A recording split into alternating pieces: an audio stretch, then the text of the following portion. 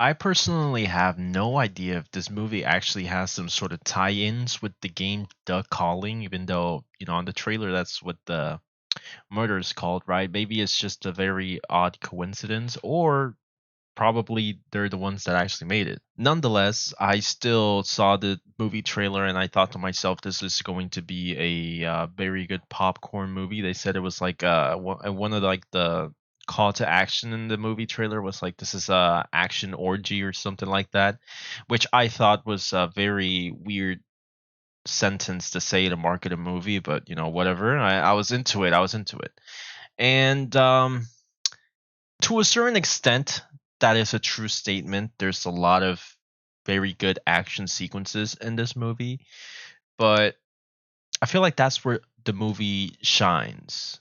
Like that's exclusively where the movie shines. Everything else is just feels messy. Story wise, the movie is very messy. It presents you one thing, and then something happens, and then it's another thing, and then it's another thing, and then you start questioning. There's some sort of things that you can predict, like midway through the movie you're like, so this person is definitely going to be important, or definitely has a bigger role than what we're presented. You know what I'm saying? Without giving spoilers, I mean, like, whatever. It falls flat in a lot of departments. Again, storytelling, it falls extremely flat in the comedy. This movie is like heavy in the comedy. It's very like Borderlands, but significantly worse.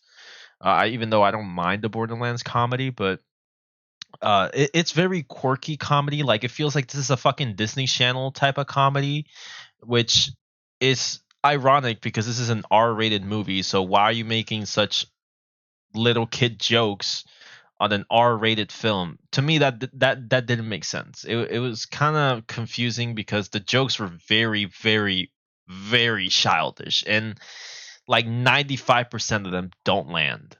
Like there was like one, two, maybe even three from what I can remember that I can go like, huh, that was funny, but that was about it. Like everything else was just literally everything else just falls flat. The movie also feels significantly long. Like the movie drags so much. This movie could have easily been 1 hour 30 minutes, and somehow we're 1 hour 55 minutes, literally 2 hours long. Which honestly, like, why do we need, like, I know you have to like put places, like, set everything up to the conclusion and all that stuff, but this movie drags a lot. And a lot of the dragging that goes on in the movie is 100% the comedy. Like the punchlines are what makes this movie longer. They tried to put these certain characters in certain scenes in certain situations to get a joke out, and it's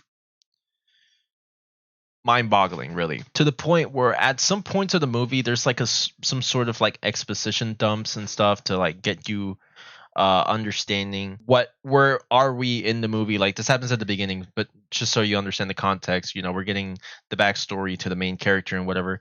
I noticed there's a girl with a headset in the movie theater, and I'm like, oh, probably, I don't know, she's probably, those are enhancing or whatever. She's probably just hasn't realized the movie started. By the end of the movie, she still had them on. So I don't know about you, but I think that kind of like paints a picture to like the movie itself. It's like blah blah blah story, action scenes. Oh, that's one. Action scene is over. Okay. That's how this movie feels. It's not a movie that I would watch again, but I do appreciate the action scenes in it. So if every single action scene in this movie gets like put on YouTube videos or something, or like a compilation, I would absolutely watch that, because some of the kills in this movie are really impressive and very creative. You have like very weird camera angles, like panning around, going through like tubes and going back and going down and going back and forth, and then just going closing in and then zooming out, and then punches and guns and all that stuff. It's very cool. Kind of gets sickening towards the end of the film, but I mean, like, it's still cool, still very impressive. Like I said, they used a lot of things to kill, and they're all very fun to look at, and it's just fun. But I feel like that fun gets overshadowed a little bit by bad writing and length, because it's too long. And the action scenes, there's really not that many. Like full length action scenes, there's probably like three or four. Yeah, there's probably like 3 or 4 full length action scenes. For it to be a 1 hour 55 minute movie, that's kind of a drought, really. Because like we're there for the action. The whole movie was marketed as action. We don't care about your shitty comedy exposition type thing. You know what I'm saying? Nonetheless, I do. I mean, at the end of the day, I do think this movie is sort of enjoyable. Like you could have a good time as well as you can have a bad time. I don't think it's a bad movie per se, but it's.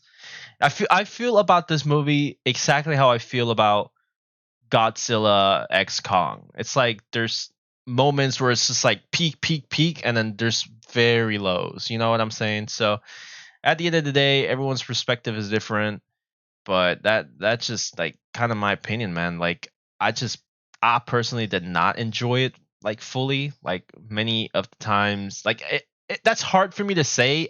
Literally watching it the next day after watching Tenet, like you know what I'm saying? Like my standards were low, and somehow they didn't even like exceed it, like not even like halfway. I mean, kind of like halfway through. Let's be honest, because at least it's like well shot and well acted, and at least they tried. It is impressive stuff. I'm not saying this movie's bad per se, but like you know what I'm saying. But like the custom design, especially on June 27th or whatever the fuck her name was, I thought that was kind of cool. It's kind of interesting to see a character like with a helmet speaking through a helmet. Well, not exactly, but with a helmet and like having all those kills and all those movements and tying everything together up in the end. Uh, you know, overall the movie has its good things as well as it has its bad things. So giving this movie a rating, I'm gonna give it a 5 out of 10. Not bad, not exactly good. Good. I'd just say it's decent. It's a very decent action film to the catalog we have this year. I would say actually, you know what? I would actually say this movie is slightly worse than Ungentlemanly Warfare. Because at least on Ungentlemanly Warfare, some of the comedy actually does land. In fact, well, not mostly, but some of the comedy, there's more comedy that lands on that movie than it lands on this one. And it also has action packed scenes. Though this movie, Boy Kills World, has significantly better action scenes. More impressive, better kills, and just very grotesque. So take that as you will. And that's about it.